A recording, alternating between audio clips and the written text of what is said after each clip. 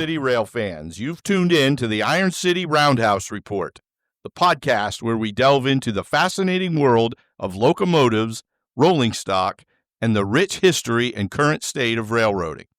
I'll be one of your hosts. My name's Brad Williamson, and our other host is my good friend Patrick Moore. And whether you're a seasoned model railroader, a history buff, or just someone who loves the sound of a passing train, you're in the right place. We're proudly affiliated with the Iron City N-Scale Facebook group, but don't let the name fool you. We cover all scales from Z to G and everything in between. We'll be exploring the vibrant railroading scene of Western and Central Pennsylvania, from the mighty steel giants of the past to the intricate layouts of today. Expect in-depth discussions, interviews with experts, and plenty of stories from the rails. So grab your favorite beverage, settle in, and enjoy the Roundhouse Report, a podcast of Iron City, by Iron City, and for Iron City.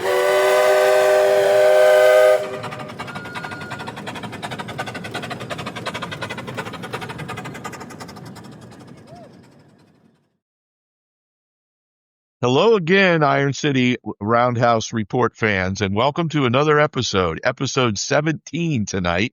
It's hard to believe that we've made it that far. We are approaching the end of season 1. We only have a few episodes to go, and then we'll be off for the holidays over Christmas and New Year's, and then looking forward already to January when we come back with season 2 of the Iron City Roundhouse Report. So tonight we have a guest who's been with us, and now he's going to step up and actually be a host with us, a guest host. We have our good friend from Burnham, Pennsylvania, Todd Treaster. Todd, welcome. It's great to have you here.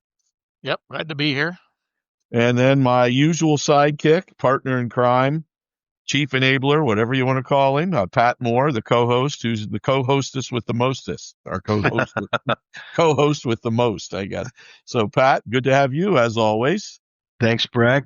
Hello, everyone. This is episode 17, and we're calling this Freelanced because we're going to try something different tonight. We're just going to go with our original format where we just talk model railroading, everything that has to do with model railroading.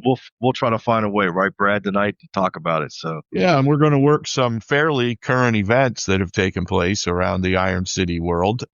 Also, we'll get into that a little bit later. We'll leave the details until we actually get to that segment, but some events that recently happened here with some of our members, including all three of the guys who are here tonight, really. So we'll get into that as well. But yeah, a lot of cool stuff we're going to get to talk about. And it's always fun when Todd shows up because he's always got a lot to say, and it's always interesting to listen to. So I can't believe that. I'm trying to be nice. That's okay. I got broad shoulders. So, Brad, as we were getting ready to put the show together tonight, we found some really good posts that we want to do for the Roundhouse Report. So should we get ready with the Roundhouse Report? Yeah, let's go ahead and get right into that. Who do you want to lead off? If it's okay, I'll go first this week. Yep, go right ahead.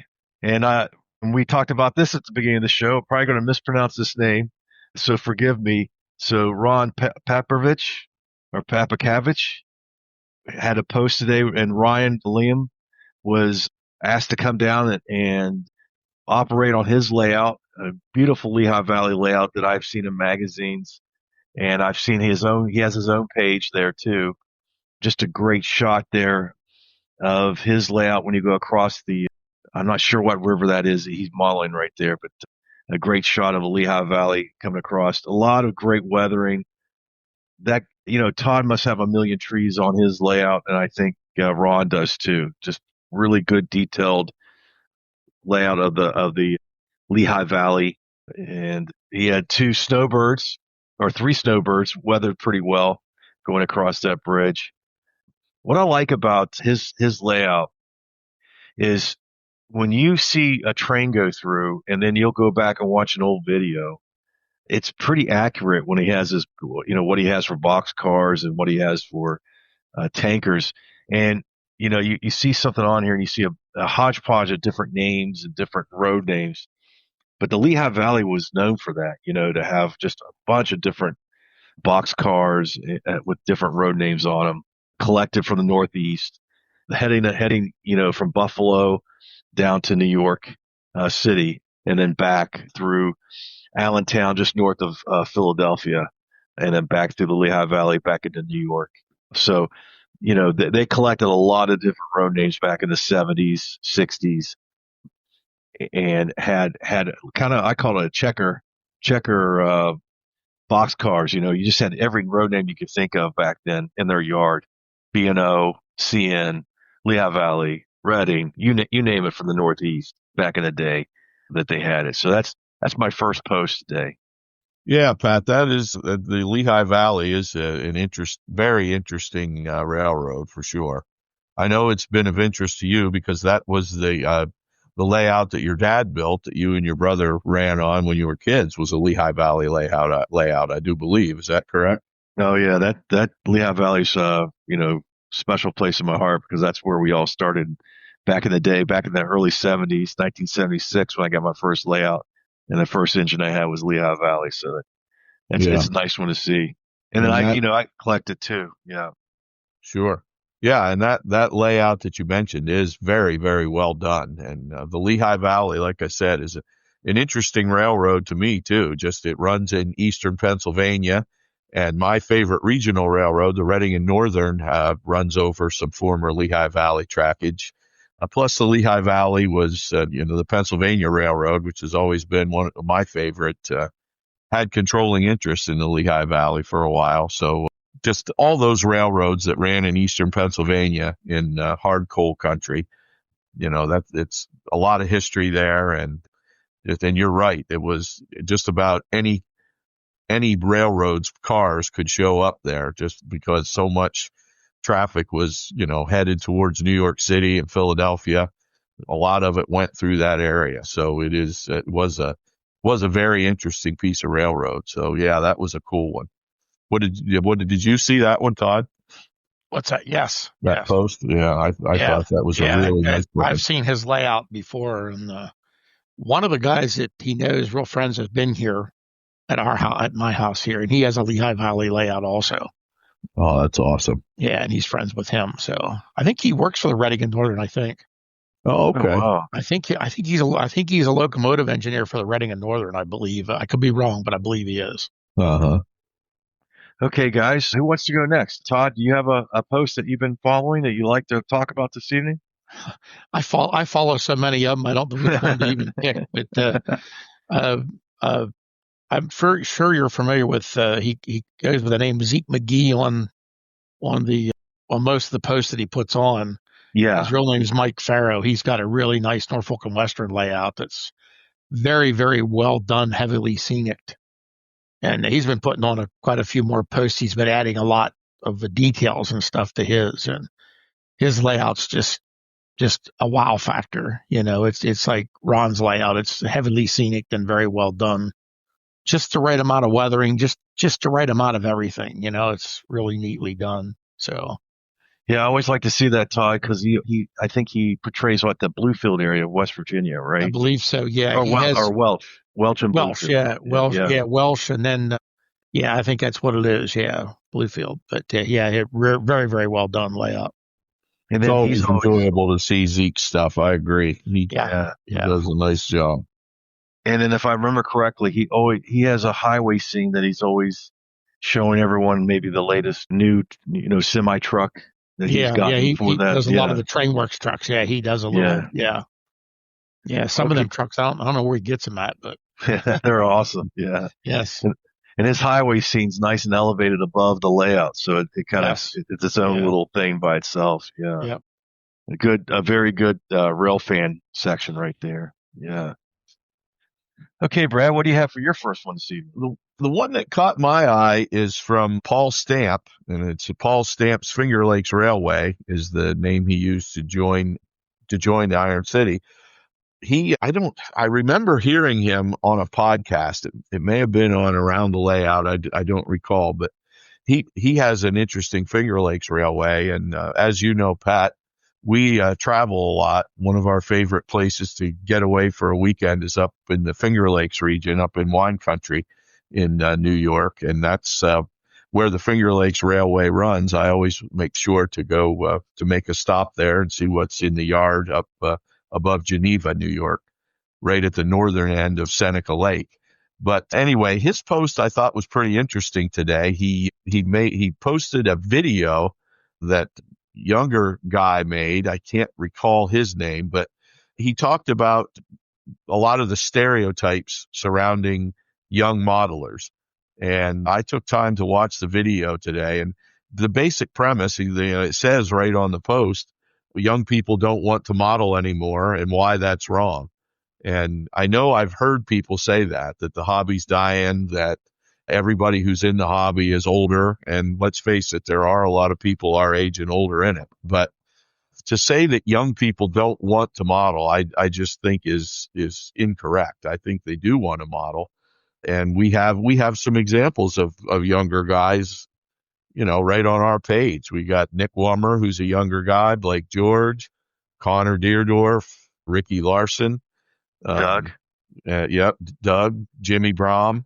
Yep. It's not like there aren't younger guys in this hobby. I just think, and we've always, without really saying it, Pat, but we've always wanted to, take a little extra time to welcome those guys, because I know it can be, when you're a younger person, to come into a room full of old, stodgy, old fogies, it can be intimidating, and you just wonder, do you have anything to talk about with these guys? But we all have model railroading to talk about. And Absolutely.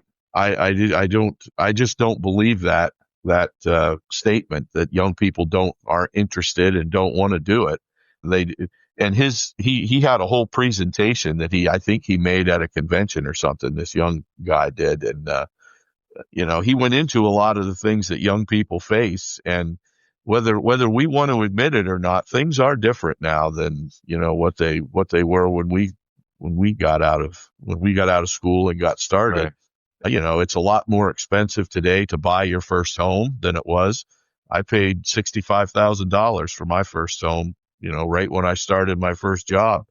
The house like we have right now, even in this area where the cost of living is lower, you'd be hard pressed to get into it for less than probably 200,000 and up. So, when you don't have a house, you obviously don't have a basement to build a model railroad. And a lot of these younger people are, staying with their parents longer than we did. And when you're in your parents' house, you you have to share the space. So they don't have the space. But it was interesting, because he had three other examples of young people and the things that they do to try to be able to model. One of them was really big into Fremo, modular railroading, which is a way you can, you don't have your own home layout. You have to wait till the club that you're with or the group that you're with sets up. But that's a way for young people to get involved. And I just think it's important, if we want this hobby to survive, we have to get younger people involved. And I don't buy the idea that they're only interested in being on their phones and having screen time and stuff like that. We've seen it at shows. Younger people are just as interested in model trains as old guys like us. We just have to find ways to get them involved. Oh yeah, and I'll be honest with you. A guy like Dakota, a nice young guy that's joined our group. That's another good example. Yep. He had actual great information for me. I thought one of the rail shops and model railroad shops in my area in Wheeling catered to O scale only, and he was like, "Hey, no, go down and check it out. He's got a lot more." And I ended up going down and purchasing a very good priced chassis with sound locomotive for a good deal. I would never have been able to do that unless Dakota put me onto that. So, he might have been a younger guy, but you just got to listen to these guys. They know about the hobby also. They have a lot of great input. Yeah, another one, Todd, is Colin, who helps you a lot when you have your open houses. And he helps a lot. And there's another young man here in the area. He just is up the road here from me. He come and hung out for most of the day and helped run trains. And I got a couple young men, and there was another man brought his boy here. He couldn't have been more than 10 or 11. And he asked me, he said, he wants to ask if he can run a train. I'm like, absolutely. Yeah. And the younger guy, this Tristan that was here, helped me. He said, yeah, come on over here. I'll give you my throttle and you can run my train. and he got to run a 90-car hopper train around the layout, and he was just excited as could be, So Yeah, we've seen that. Well, when we did the rally this past year, well, it was earlier this year at your place. I remember the one gentleman had I think it was his grandson there. Grandson, yeah. And he went out of his way to comment to you about how much he appreciated that his grandson got to run on the T-track layout and on your layout. So, and there was another young fella here, had a younger boy, probably 3 or 4-ish or something like that. I'm going to guess in that area. And he had a friend with him, but the friend stood him on a chair over by Pittsburgh and wasn't paying attention to him. He reached up and threw a switch on the main line and ran an Amtrak out underneath the city. Oh, jeez.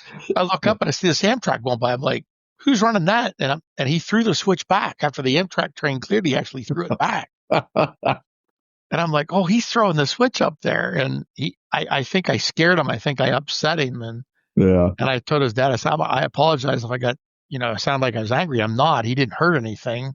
But at least he threw the switch back. He didn't open for the next guy to come and derail. So, but then he ran a train. He got to run a local out of the yard over to Lewistown and back, and he was really fun with that. Now, he was a younger guy. I don't know, probably in his late 20s.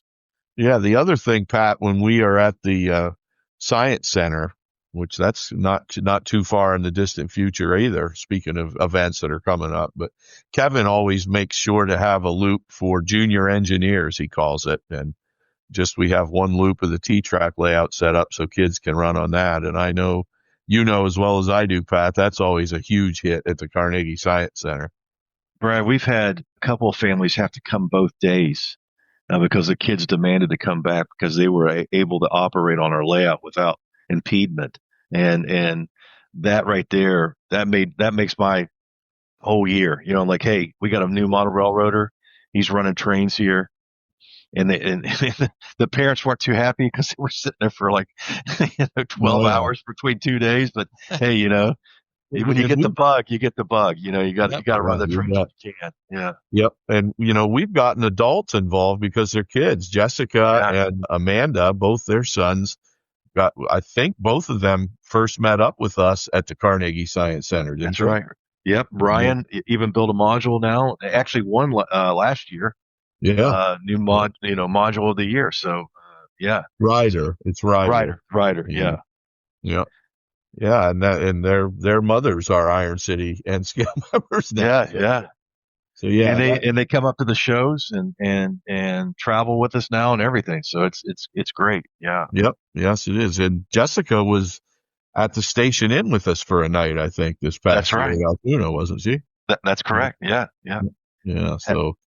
Had a good time. Yeah. Hey, my second post of the night is going to be Brian Duncan's. He's got his PIR Elmira branch. He's going to have an iron showcase here on December 11th at 8:30 p.m. Now, he's one of our new members, and I talked him into doing a showcase. So I'm really looking forward to seeing his layout. I want to say he's been working on this for a few years now, and we want to see where he's at with it, and can't wait to see what he's done with his new layout. So, Brian's a younger guy too. So, I flipped out when I seen that Brian. I flipped out when I seen Brian Duncan because I hired with a Brian Duncan. I'm like, he never said he was a model railroader, and I realized it wasn't the same one. Yeah, Pat, you're hitting close to home for me with both of yours because the Elmira branch came right into Williamsport. That's right. Sure did. Branched off of the Buffalo line and ran up to Elmira. Well, actually went all the way up to Sodas Point. Sodas Point, yep. The big coal pier up there. But they hauled a lot of hard coal out of down around Shamokin, Paxinus, and down Ashland, down that way. Yeah. A lot of Pennsylvania hard coal came up through this area and then on the way up to the docks up there in Sodas Point. So, and that also runs up through the Watkins Glen Finger Lakes region too, what remains of the Elmira branch. So yeah, pretty cool that Pat hit without even intending it, I'm sure. But both of those are railroads that are pretty close to my heart. So, and that I'm looking forward to seeing what he has in store with that Elmira branch line because it was an interesting piece of railroad. It was one of the last places where the Penske's decapods roamed, double-headed. And a lot of times they would have two of them on the front and one pushing on the back of those loaded coal trains going up the grades there up north of Trout Run, PA. So, yeah, that was an interesting one too. That was you picked two winners tonight, Pat. I appreciate it. Brad, what do you have next for us?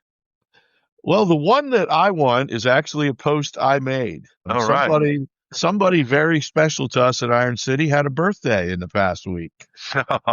The birthday boy. So, oh, thanks. Yeah. That was, I always want to make sure, because you always take time to wish everybody else happy birthday on the, who has one on the site. So I even took time to make up a meme with the West Penn office special in front of Front Street Station and put that on. But you got a lot of birthday wishes. So I just want to repeat what everybody said. I hope you had a great birthday, and I sure as heck hope you have many more. We got a lot to accomplish yet, buddy. And I understand. The big 5-5 this year, so I can now go down to live in the villages down in Florida. So I'm all kinds of excited. I hit the big 6-2 this year. So nice. You know, that's a problem. That's a problem we all have once a year. Yeah. But Brad, I don't know if you noticed our sister page, Iron City InScale, or West Penn InScale. I stole your happy birthday meme and made it the cover photo. Yeah, I did notice that. Yeah, that's pretty cool. Yeah. I'm looking at that picture now. I don't know what that backdrop is behind.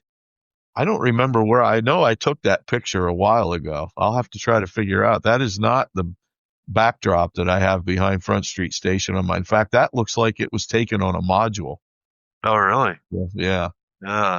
I see I'm becoming my grandfather. He used to say the best thing about getting older is you can hide your own Easter eggs. I can post my own picture and not remember where I took it or where it was when I took the picture. But yeah, just happy birthday, and I hope you had a great day, and I appreciate looking forward to many more of them. Yep. Thank you very much. I appreciate it. You're welcome.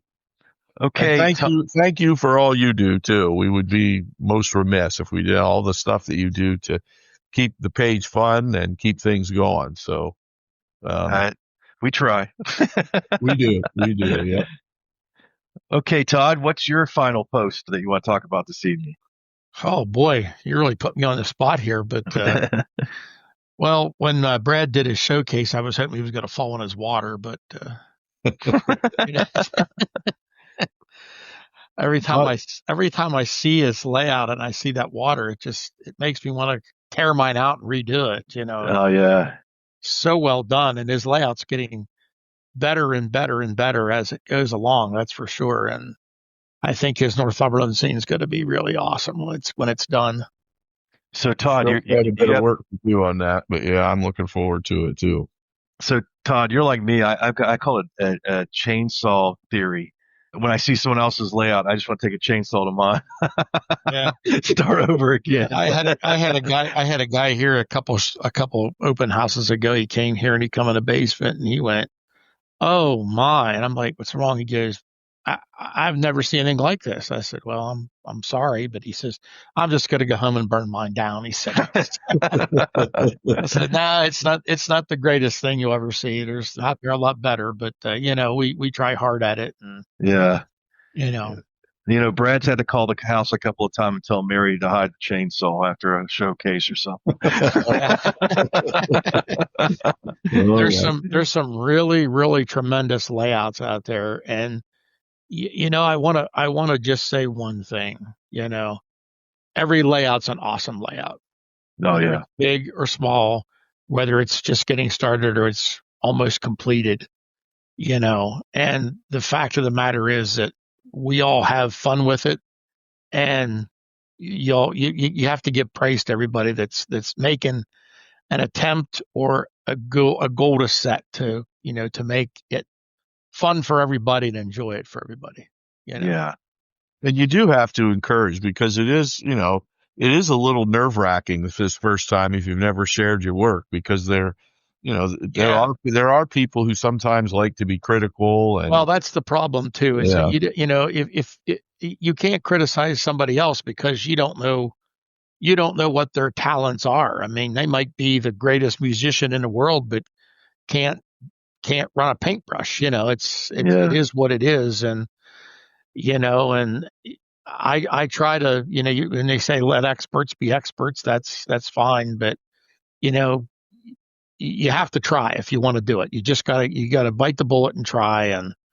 And if you don't succeed the first time, you just keep trying. If I had all the money I wasted on the tries that I had and failed, I'd be a millionaire. Well, and the good thing is we're working in, all of us are working in 1/160th scale. So Yeah, if you make a mistake, you're not, I mean, it's frustrating, and yeah. it's not, Throw some plaster over it and move on. yeah. It's not that big a deal to start over again, especially if you work with, some of the cheaper materials. Like I use a lot of that insulation foam, and I've gotten that like at construction sites. And when people do work on their houses and have too much, they'll put it out by the street and say, take it, it's free. We just get it.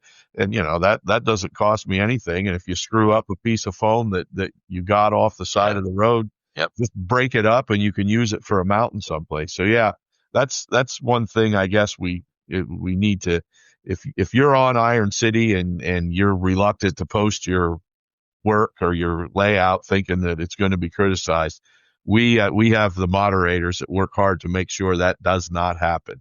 My motto has always been, the definition to me of a great layout is a layout that makes its owner happy. That's exactly right. 100%. That's right.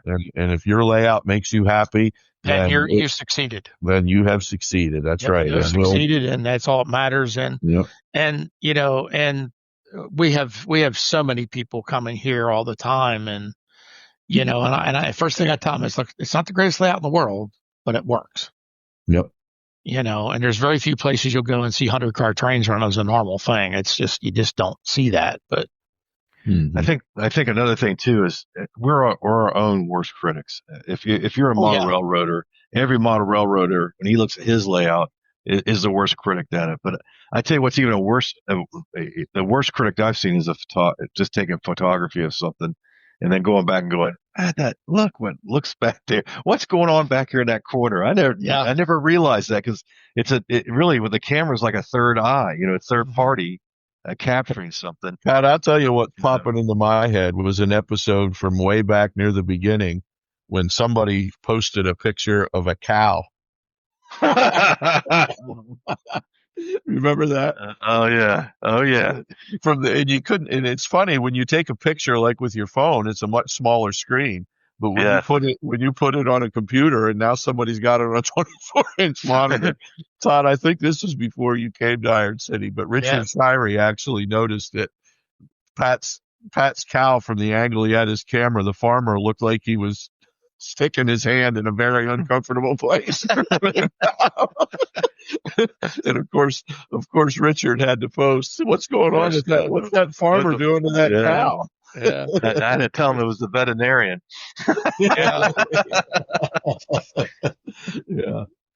Yeah, we have fun at each other's expense. But that's what it's about. If you're miserable, then you're not. Yeah. Having fun's what it's all about. And these open houses, they're exhausting. Well, I'm sure. Yeah. I mean, you beat yourself up, and of course, you want to talk about it. That's, it's tough. It's tough, and you want everything to go well, Yeah. Hey, and we'll go into that here in just a second. We want to talk about Todd's open house. We want to talk about Brad's showcase. So that's a good time to take a break, and we'll be right back with Todd and Brad and talking about some different events that happened to them over the last couple of weeks. So we'll be right back after this short break.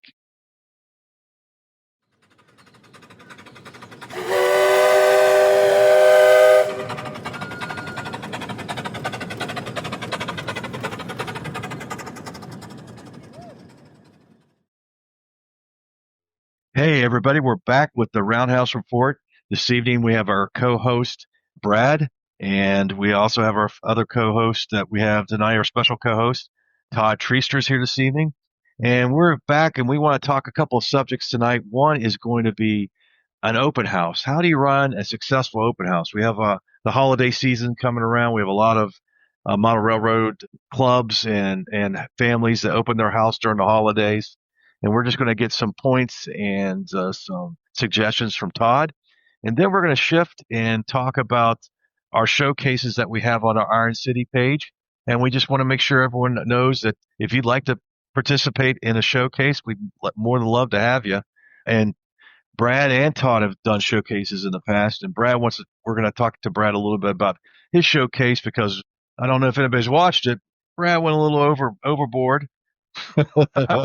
we had 6 cameras. We had remote operations. We had a follow along train that took you to the different locations, and I thought it was well done. So we'll talk to Brad a little bit about his showcase. So we'll start off, men. We'll talk about open houses. I know I go to several during the holiday season.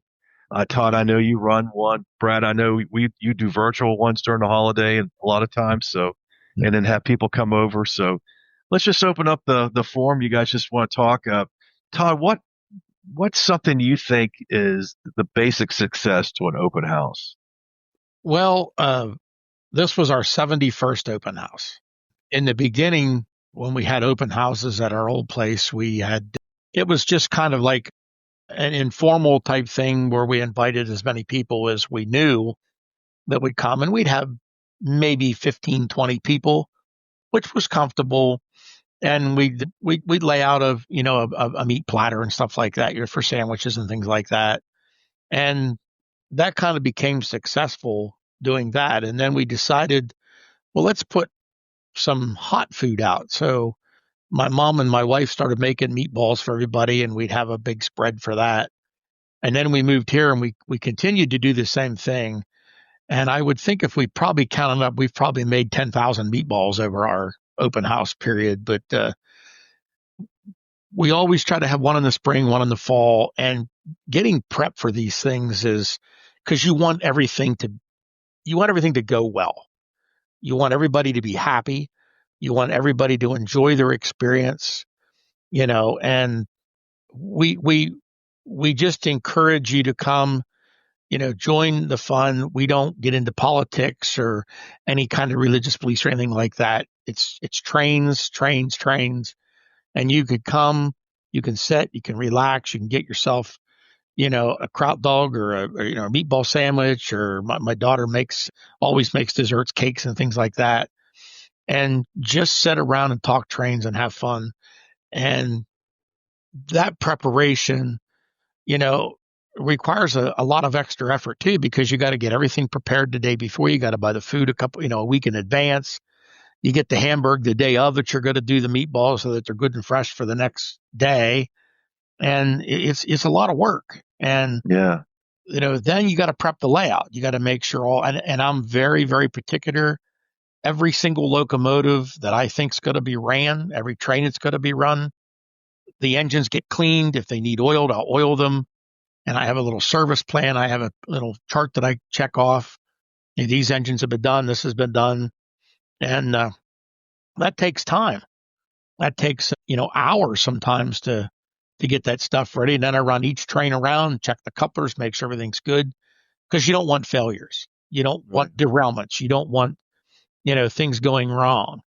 And we this year we had we always have a few people come, and a couple different friends came and run trains, and we try to keep trains running. We don't really try to do an operating session during an open house because there's just too many people. Right.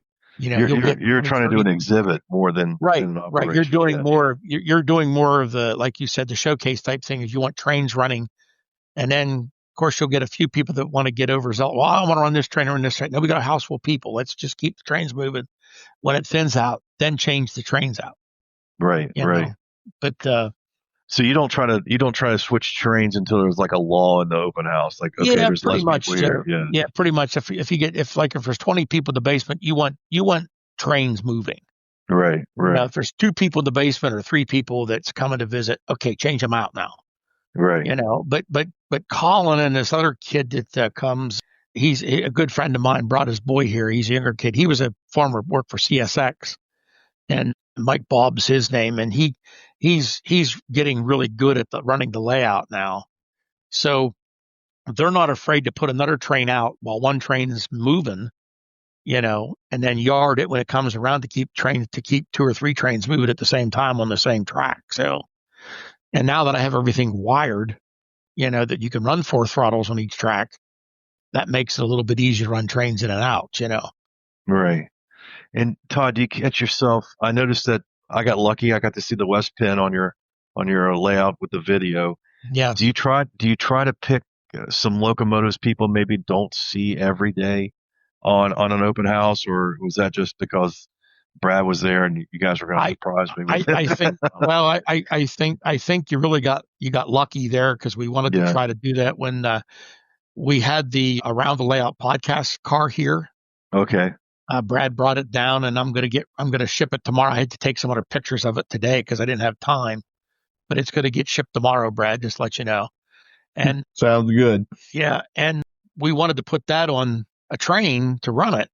Well, what better train to have it on with the West Penn power on it, That's right. Because those are kind of hard to find. They're not everywhere. No, that's one of the few, but Yeah. But it is, and it's fun to do that. And I do have a good bit of foreign power on the layout. I got different railroads and stuff. So we try to pick different trains to run, so it's not always the same. And I try to move things around. But I think most of the time there's so much stuff here to see that most people don't recognize it's the same train over and over again. And Todd, you do some neat things at your house on open house, like a register book.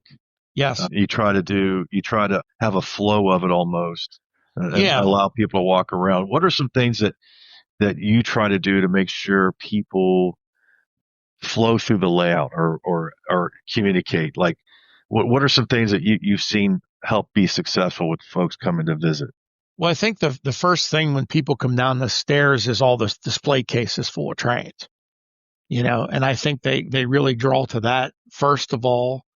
And then they'll start walking around. And then when they see the trains come through the mouse holes, through the rooms and stuff, that's pretty cool. Where's that go? And then they kind of just move around and flow. And you try to give them a tour if you can. And some of the guys that help me try to give them a tour of the layout and everything. And then they see the city and they see all the lights. And then we try to give them a night version of it so they can ooh and all over that, and my aisleways are big enough that they can handle quite a few people back and forth. And there was different couples come here. The one guy went from case to case to case, and then he went to the layout, and he was looking at the yard at the West End, and he was pointing cars out to his wife. And he was really, really, they were here for probably 2.5 hours just looking. And the other thing too is we have people that will come at 10 o'clock in the morning, and they'll be here till 5 or 6 o'clock that evening. Right. They hang out all day and help run the trains, and they'll talk to different people, and it's just a good time. We try to have a good time, and the problem is most people want to talk to me, and there's there was a few people this time came, and I said hi to them, I shook their hand, and that's the last I talked to them. Right. And then when you come down and there's only a few people here, then you can kind of hang out with them and talk to them. And I won't say any names, but 2 of my good friends that were here, they went upstairs and they were hanging out up at the meatball pot, but I didn't see them for most of the morning. So. I had to go up and drag them back down. Yeah. Or maybe I was one of the 2 that was up there. I didn't want to mention any names, Brad, Jim. But it's what's all about, Pat. It's just having a good time, and your home is my home. Right. And that's the way we try to make it. Now, Todd, I know you do a lot of different things too to invite people. You do things on your Facebook page. I got a personal invitation in the mail. Yep. Tell us a little bit of the technique of how you get the word out over all these years, to tell people, hey, this is when we're going to have it. Well, when email was pretty popular, and it still is, I try to have an email blanket that I send out. So if you want to be on the email list, I have a place in the back of my guest book.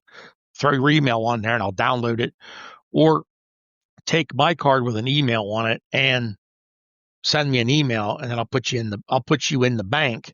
So when I send a blanket email out, that everybody gets an email. And then this year we made up the invitations like you got. I sent one to Brad, and I think a lot of guys in the Iron City got them. I don't have everybody's address, so I couldn't give them to everybody. And, but that's what I'm kind of leaning towards that, to give you that little paper thing you can stick on your refrigerator or put it somewhere, it, so that you remember it's going to happen, and that's something new we did this year. And there'll be more of those sent out. I got, I think, 700 of them printed. So, Oh, wow. we should be good for a while. But yeah, and then I post on the Iron City group. I try to post on my page. I can't really do a public open house as much as I'd like to, but you just can't handle that many people. I mean, like I said, we had close to 200, and that's a lot. Right, and there's a lot of guys that have open houses. They get 15, 20 people. They're ecstatic. They're happy with that. And their layouts may be a little different too, that you don't have the ability They to don't have the ability and the room to move that kind of people around. Yeah. Yes, that's the other thing. Yeah, that's part of it too. And like I said, we lay everything out here. We give you the red carpet, and I think Brad said at one time, it's like coming to Thanksgiving dinner. If you go away hungry, it's your fault. And we encourage you to come here and enjoy it. And like the rally, I mean, we had lasagna Friday night. We had she made breakfast Saturday morning for everybody, and then meatballs and crop dogs during the day. You can't just get any better than that. Yeah. And we have to, if we're going to do another rally in the spring, we're going to have to start planning for that too, aren't we? Yeah. We better start planning for it. And that's April. Speaking of April. upcoming events, you're only 5 months away. Yeah. Yep. 5.5 months. So, Todd, for someone that wants to host their own show or their own open house, I think the main thing to do is to realize it is not, like you said earlier, it is not an operating session, nor is it, hey, let's pull the next engine down and start running. You got to have a plan. That way, as people are coming through, if I come in an hour later than you did, I might not see the exact same train, but I'm going to see almost the same type of train and same type of flow. That way, I don't lose that experience because I came in at a different time. I'm still everyone's getting the same experience.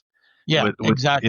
Now the rally is something completely different. The rally, especially at your house, we had both because it was a rally. So there's a difference between an open house and a rally and an operation center. So the rally, we had operations on T track where people could move trains all they wanted and exercise that. And then they went down to see really / open house, because that's what you were doing downstairs with some changing. Yeah, but we had guys running trains, and they'd run a train out of the yard and bring it back in, run another one out. You know? But on a rally or something like that, you're talking about people that probably 90% of them had some kind of model railroad experience. An open house, you might get someone that's never seen a model railroad run before. Exactly. Exactly. So it's a different crowd. Yeah. Yeah. We had a few people here at this open house that's never been here before. They were newbies to it. So, that was a different experience for them, and a lot of the people that were here, like Brad and my buddy Bill from down in York, Bill's been to just about every one of them, so it's an experience. Yeah. Okay. Thanks a lot, Todd, talking about your open house. I really appreciate it. And thanks for doing them too, Todd. It is always a good time. And it's nice that you open your home up and just make everybody feel so welcome, and looking forward to the next one. Yep. Oh my. So Brad, now we want to talk about showcases. And really, if you think about it, what Todd has talked about and what we talked about a lot, showcases on the Iron City are really a virtual way to showcase or open house your layout virtually. And Brad, you just completed your second one, I believe, or your third one for Iron City, and that just happened last month. We still have it up on our. We still have that one tabbed, and you can still watch it to the day. And I think, Brad, that's our first video that we've shared to YouTube on our YouTube page, Iron City Roundhouse Report. Yep, I downloaded it from Facebook because now Facebook, when you do a live video, you used to be able to post those live videos and they stayed on the page forever. Now I'm pretty sure after 30 days they get taken down. But if any of you do a live video on the Facebook page and want to save it, the person who posts it can download the video to their computer and then have it forever. And that's what I did with the showcase video. That's what I do when we have, I think that was the second showcase I've done, but we have done a lot of the remote op sessions. Yeah. We've had Facebook live videos, and we used to be able to just leave them posted, but I'll have to remember if we do one of those again that I'm going to need to download it, and then we can always save that to the YouTube page too. And we're kind of cooking. This is a little bit off topic, but we're cooking up an idea too, Pat, of doing a virtual interchange That's right. I would like to maybe even try to run it live on our YouTube channel, but we'll have more to come on that once we get it figured out. There's a lot of technical issues to stuff like that, especially when you're nuts like I am and had 6 different camera angles, and you just never know how it's going to work until you start off. And there were a couple technical glitches, but I appreciated everybody's patience, and Pat and I stuck with it, and we eventually got things to work. So really what happened there on that first video, I wanted everybody to hear what it sounds like inside my head all the time. So that's what I hear all the time. So you've got you don't want to get in my head. Let me tell you. Yeah. No, I still haven't 100% figured out what caused that. I think it was because I tried to have 2 different instances of Facebook open on the same computer. I think it was getting the feedback, from the other sound. It sounded like 1,000 Brads talking at the same time. Yeah, that's what I mean. That's what it sounds like inside my head all the time. They all argue with each other too.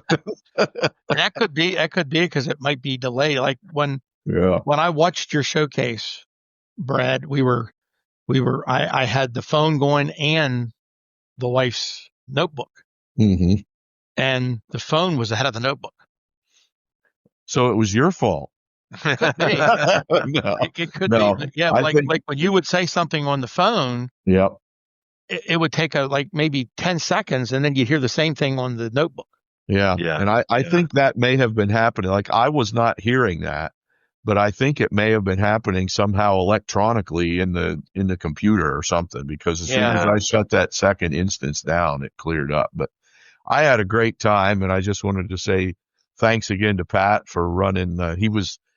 For those who don't know, I think I might have mentioned it, but he was in his home in Pittsburgh, which is about 3.5 hours away from where I live. But we were able to connect him virtually, and he was running the train while I was talking about it. So I think Pat, next time we ought to have about 6 guys fire up and run. Absolutely. I think so too. Then Brad's trying to talk at the same time.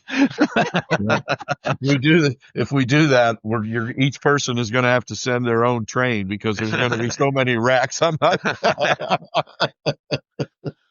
Brad, tell us a little bit about your technique. Like, we have a lot of guys do showcases. Normally it's one camera, but you were able to do a lot of different camera angles and be able to flow with the train as it went through your layout. Tell us a little bit about that. What was the idea behind all that?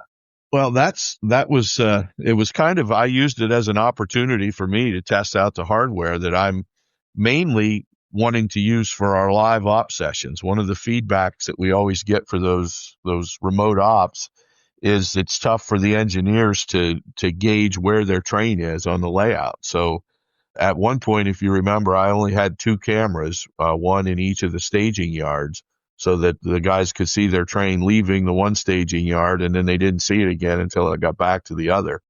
So I purchased 4 more cameras for a total of 6 views, and there's a much larger, as I'm sure you noticed, Pat, this time when you were operating, you can see a lot more of your train as it traverses the north pad.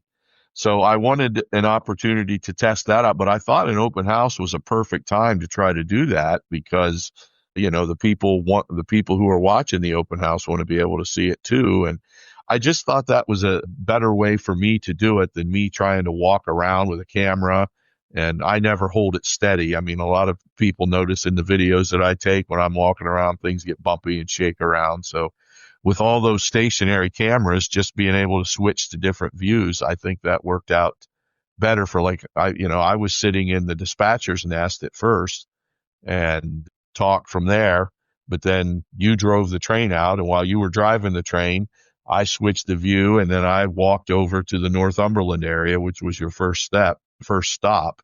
And I was using the mic for those cameras that I use are called Wise Cam OGs, I think they're called, but they have microphones in them too. So when the screen for the Northumberland camera was maximized, that's where the sound comes from, that microphone. So I had to physically move myself over to Northumberland from the Enola staging so that I could be heard on that camera.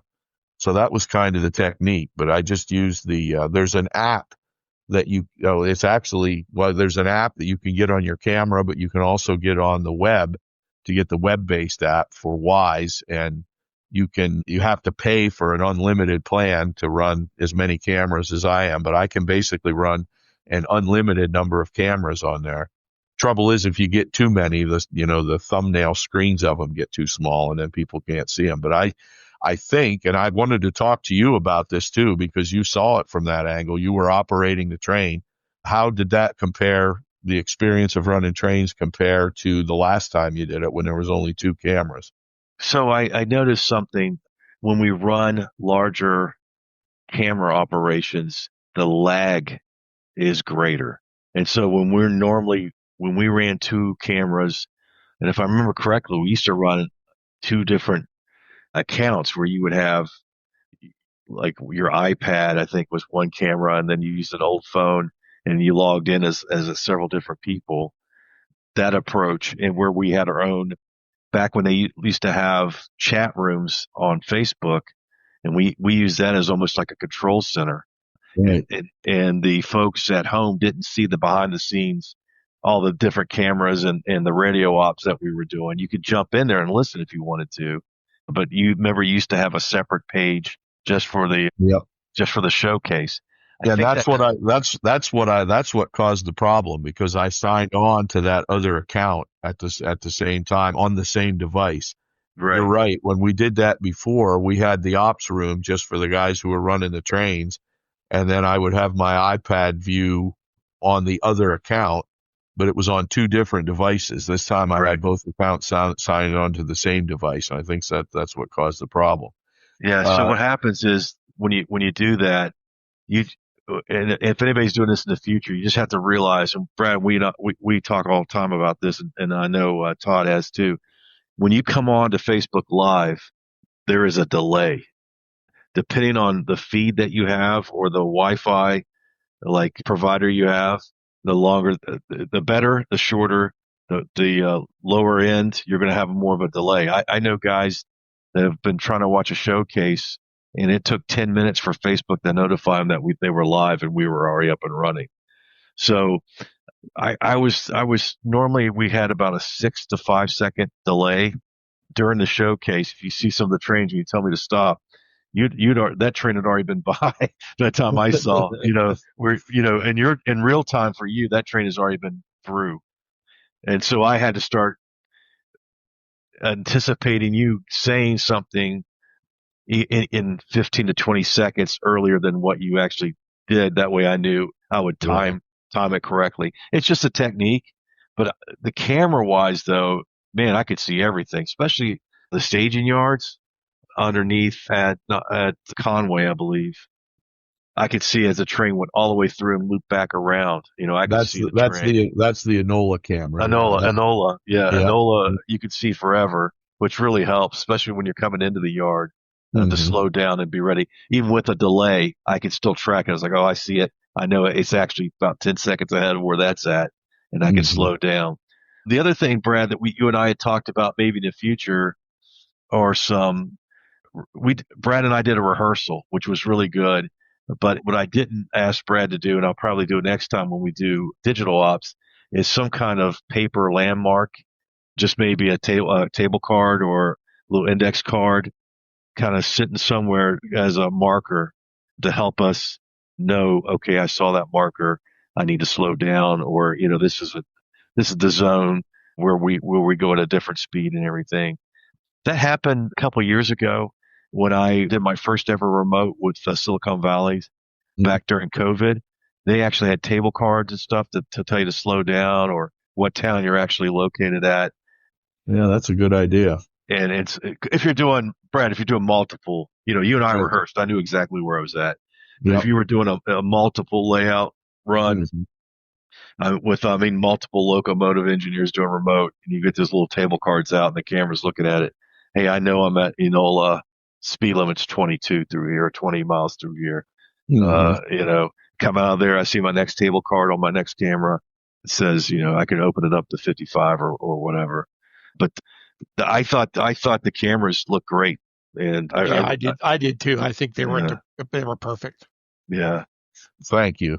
The thing I like about them is, like I said, they're actually security cameras, but they have a wide angle lens on them. So that, in particular, Pat, I don't know if you remember the one time when I was trying to set my phone up there at Barnes Curve, and we were trying to get it so that you could see all the way from the tunnels down to Bennettsburg, and the phone camera just didn't have a wide enough angle. But that security camera that I have sitting there now at Barnes Curve, you can, on the left-hand side of it, you can see the tunnels, and you can see all the way around the curve and down to Bennettsburg.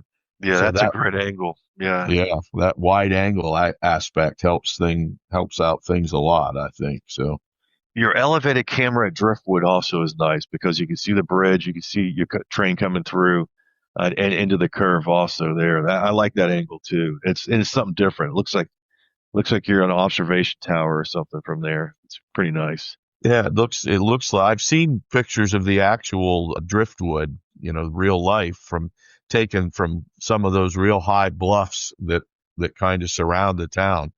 And I tried to make that look as much like looking down from one of those real high mountains that are up there. And that's one of the things I was going to try to show, but then I realized also the other technical glitch we had when I was showing my North Penn route map on Google Earth. There was no sound because I had all the cameras minimized, and that's where the sound was coming from. So that's what happened there. But I did make a video. Richard Shirey, the Iron City historian, was interested to see the route map. So he asked me to make another video where it was just showing that. So I did that and posted it, I think, the next day or maybe 2 days later. I don't recall. But yeah, I had a lot of fun doing it, and we learned a lot from it that I think will help us the next time we do a remote op session here. It's been a while since we've done one, I guess, hasn't it? Absolutely. Yeah, it was a lot of fun. I don't think people realize you go, oh yeah, you're sitting there on a laptop with I had an Android with me that was actually running the train, and I watch it. But I tell you what, it makes for a great time. Especially if maybe for folks that don't have a layout, and you want to run. Now the big thing that Brad and I haven't been able to do yet is I need to run my layout while he's running his and doing remote ops. Now that's going to be a little tricky thing in the future. That would be a challenge. That's what we're going to try to do. That's what we're going to try to do in the future. Yes. So we're going to have to get it figured out for sure. But absolutely the software I use, because normally you can't have multiple cameras for a Facebook Live. You just have your phone usually, or whatever device you're using. But there's this software called OBS Studio that I downloaded. It's free to download, but you can use that. It's almost like when you're in a Zoom call and you can project, you can show your computer screen. This software enables you to do that in a Facebook Live video. So I was not using, my camera to do that. I was projecting my computer screen.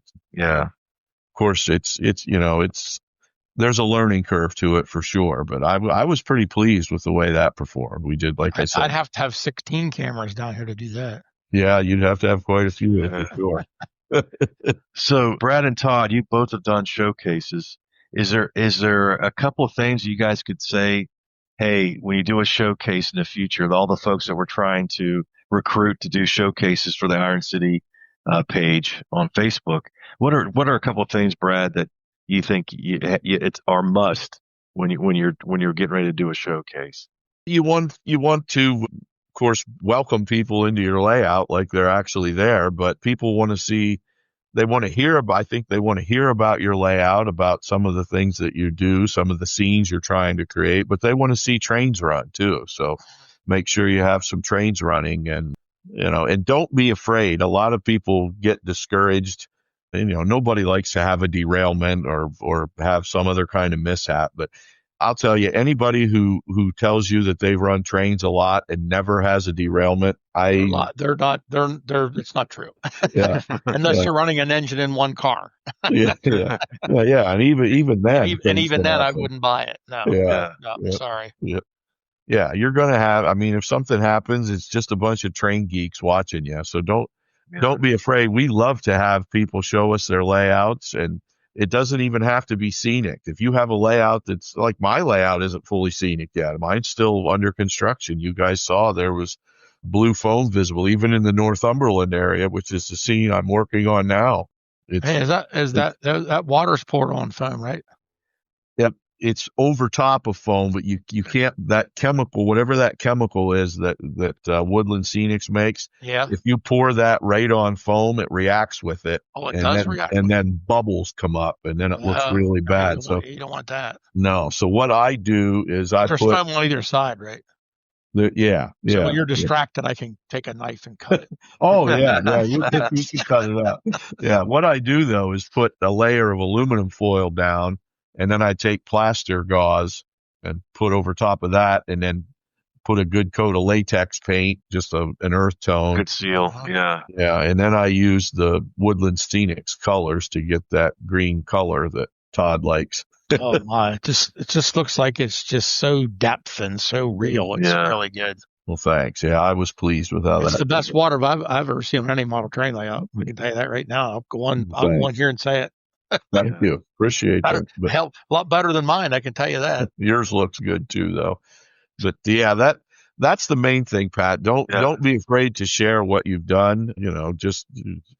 Like I said, we don't allow people to be nasty and critical and put down other people's work. That's no reason for it. There's no call for it. No, there's not. So if anybody even has any inkling, get in contact with Pat, and he'll get you on the schedule, because we just love having showcases to see. It's my favorite thing to do. I wish we could get Jim on here. His layout's just so nice. Yep, I've seen pictures of Jim's, but it's just even if you have just like a small, like Kevin, I remember did his with probably what, maybe, well, he did his Ingle Nook, and then he also he has that T-track set up. T-track, which maybe, I don't know what he has there, maybe 8 or 10 modules. It's not a huge layout, but it's very well done. And, anything you're doing that's model trains, we would love to see it. The one showcase that the guy did all the buildings, had all the wooden buildings, the wooden structures.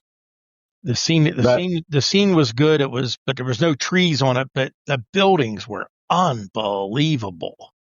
Are you talking about the S-scale Scott Lister? No. It was an N-scale layout, a Ma and Paul layout, maybe, a Maryland and Pennsylvania. Oh yeah, I know what you're talking about. Yeah, Ma and Paul. Yeah. Man, his buildings were just. Yeah. He was still. I've ever seen. Yeah, he was still in the process. Yeah. Yeah, I mean, everyone's at different levels. Yeah. When he gets trees on that bad boy, man. The other thing too is, and I know Todd, you've done it, and Brad has too. You gotta rehearse. Like, don't be afraid to jump on our page and do a rehearsal to see if the link works, how delayed you are with the link. Yeah. The other thing how many times were we on in the weekly? I was on probably 5 or 6 different times, and then you got on with me a couple times just to test things out. Yep. Yeah, the first big showcase I did here in the beginning of the year, I had Brad and Neil and Nick come down, and Jim was here, to kind of run the layout, and that helps a lot too. You got to lay out the size of mine to have a couple people help you out. Don't be afraid to ask somebody to come over And I think if I would have had it done over, I think I would have had Brad run the camera and then me run the trains and stuff, but I think once the guys get used to running it and everything, you could really run it well. I think, with Brad and Neil and Nick was here and stuff, I think we could probably do this again someday down the road and really, really have a good operating session during a showcase. Yeah. That would be fun to And try for sure. Yeah. And we've had guys that, they've done showcases to show their layout, but we've also had showcases where someone just did some switching operations at one of their industries. We've had, guys just do small runs. They gave us maybe a 2-minute overview of their layout and then went to a particular part of the layout to showcase that section, or they were doing some ops in there. We're okay with that too. And if it's not completed, that's fine. We love to watch the growth of layouts. Oh yeah. It's one of our favorite things here. So, okay, guys. Hey, it's been a great night. This is episode 17. We're calling this the Freelance show because that's what it was. It was a freelance. We weren't really sure what we were going to say 5 minutes before this started, but we knew with the three of us there would be plenty of words slung around. We wouldn't have any trouble filling up the time. So I can't believe we were able to do that. That's If you didn't feel like you're in the corner of a layout waiting to check out with the three of us talking, then we have not done what we're supposed to do here tonight. Yeah, we have failed. We have failed. Yeah. Okay, if our listeners are out there and they want to get a hold of Todd or Brad or myself, they can reach us at the Iron City InScale page on Facebook. That's Iron City, the Facebook page. And if you want to, you can DM us on our chat, or just log in and type something in there and ask us a question. We'll be more than happy to talk to you. We will love to talk to people. That's our main goal here is to communicate. You can also catch our podcast anywhere you get your podcast, but some of the ones we like to mention tonight is Apple Podcast. We have Podbean. Our YouTube page is doing great. We're starting to do videos there now. We're in the infancy of that, but it's getting there on YouTube. We're on Spotify. A lot of people pick us up at Spotify. We're on Amazon Music, iHeartRadio, Player FM, Listen Notes, Podchaser, and Boomplay. So all of those are there for you to download. And I'm sure there's more than that, but those are the top ones that we have right now that you can listen to our podcast. And we really enjoy everyone coming on and listening, and our feedback on our page has been great. And we also want to tell everybody, I think this is going to be published right before the American holiday. So for everybody out there, we want to say happy Thanksgiving and enjoy your holiday. This is train season. This is where everybody goes, especially the start of the Thanksgiving season, and everybody has that maybe that Christmas layout up, or that once a year that you put your trains out. So we want to make sure everybody's enjoying the holiday and the trains. And with that, I will pass it over to Brad for his final thoughts. Yeah, a lot of final thoughts here. First of all, thanks very much to Todd for joining us as a special guest and co-host. I like that format. This is the second time in the last couple weeks that we've done this and had a third co-host with us. So thank you to Todd, and thanks for the invite to your open house. Thanks for doing it. And absolutely, the welcome mat is always here for anybody, especially on the Iron City. If you're in the area, give me a call, give me a holler. Yeah, it's always a good time at Todd's, and I had a great time doing the showcase. And like we said, I'll just repeat, if anybody else out there, we always enjoy seeing new layouts, especially people that we've never seen their stuff before. So if you there's a lot of hidden treasures out there too that we don't know about. You better believe it. There's sure, yeah. With approaching 2,400 members now, we know we got some hidden gems. So please, get in contact with Pat and show us what you did. And I'm sure we will enjoy seeing your layouts. Also, keep the feedback coming for things that you would like to see, or if you have an idea that you think would be cool to have on this podcast, we're always open to that. We've gotten a lot of really good ideas from people that we've tried to put into effect. Pat will often post on the Facebook page, and we get some suggestions. So we always take those to heart, and we'll do our best to make that happen. But most of all, just keep enjoying. We thank you so much for listening, and keep on posting to the Facebook page. Check out our YouTube page. There's a lot of things going on with Iron City right now, and we got a lot of exciting stuff coming up in the very near future. Like we mentioned before, we are winding down our first season, and it's kind of hot. It's hard to believe, Pat, thinking back, it wasn't all that long ago, but now it seems like forever ago that we just said, let's give this a try. And from those early days of having sound imbalances and everything else, I think it's come a long way. And the motivation for that is the fact that every time we post one of these, we get hundreds of downloads pretty fast. And the fact that you guys are enjoying listening to us just means the world to us, and it serves to motivate us to keep going. So thank you for that. And Todd, do you have any final words before we take this out of here?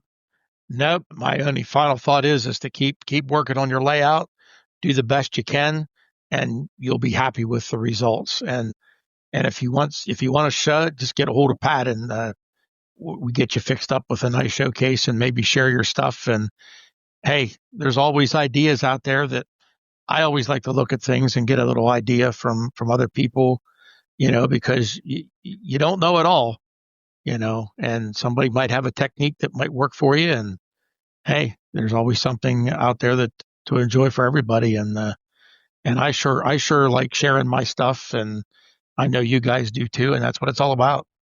Yep. Could not agree more. So with having said that, thanks again to Todd. Thanks to Pat. It's great talking to you guys. And it's great to be putting on this show for all you guys who are listening. Thank you so much. And we will say see you later, and looking forward to the future with what's in store for the Iron City Roundhouse Report. Have a great evening, everybody.